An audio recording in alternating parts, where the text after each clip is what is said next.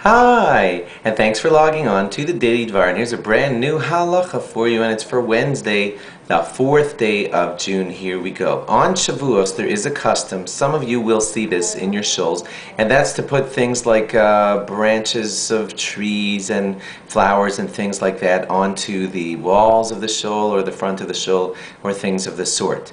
Let's do the background on this. Now, one of the reasons that people do this is because there is a tradition that Shavuos is the time that we are blessed with the future, like, in other words, what kind of luck we're going to have. Luck is the wrong word. What kind of fate Hashem has in store for us as far as what our fruit trees will produce. So if it's judged on that day, we want to remind ourselves to think of that situation, and putting up branches of fruit type, flower type things in the shul at a time like that would help us remember that.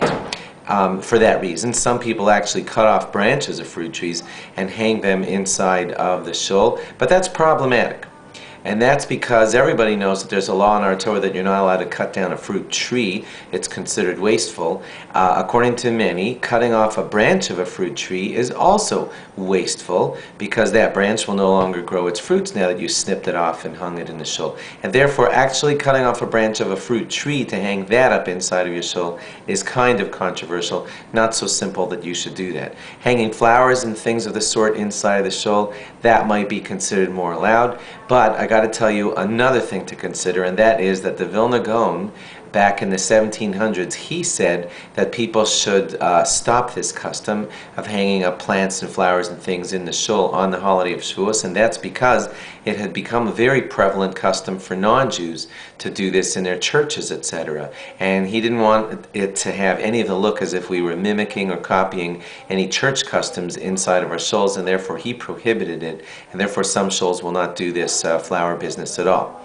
Now, a not so well-known source that I'll just tell you is that Moshe Rabbeinu, when he was a child, he was born on the 7th of Adar, and he was born 3 months early, and his mother hid him from the Egyptians until the expected time of the full 9-month term, and that's when she had to put him inside of the Reed Sea amongst the bulrushes or whatever was growing there in that little box that we all know is famous for where Moshe was resting on the water when he was found by the daughter of Paro.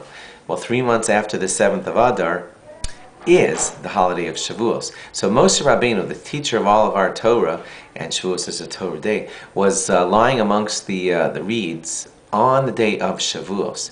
And that's another reason that some people say that we should adorn our shul with greeneries on the day of Shavuos. Anyway, each shul will follow its custom. You're now more educated as to the meaning of the custom. Thanks for logging on. Log on again tomorrow for more. Bye-bye.